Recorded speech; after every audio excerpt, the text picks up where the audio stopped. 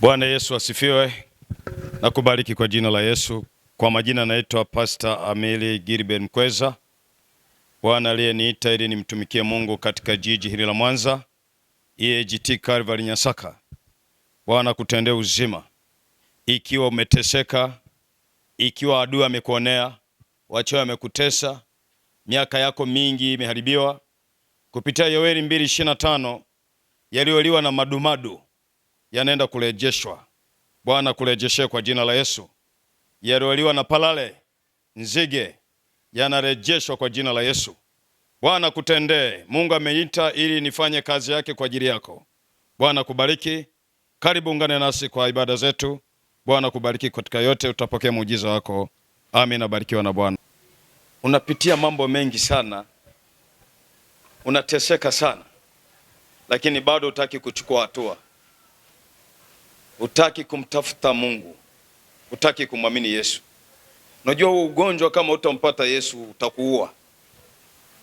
Shituka hapo ulipo. Bwana ametuleta tunaye majibu kwa ajili yako. Angalau wachao wanavyokutesa. Angalau unavyolala kwenye hiyo nyumba hulali vizuri. Na unajua kabisa unateseka. Unajua kabisa. Mateso unayo. Marko sura 5 mstari ule wa 29.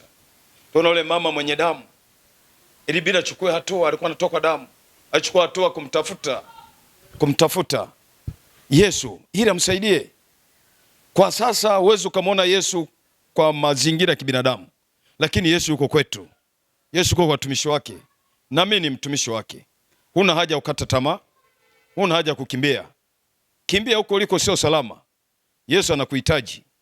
Na Mungu amenipa dhamana ili nisimame kwa wanaoonewa na kuteswa na ibilisi. Bwana kurejeshe ushindi. Bwana amenituma kwako.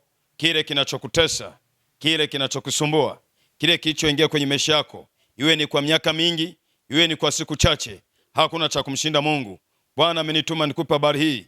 Huo msiba unaenda kukoma kwa jina la Yesu. Bwana aondoe msiba huo, uwe salama. Bwana kutendee. Pokea na umepokea kwa jina la Yesu.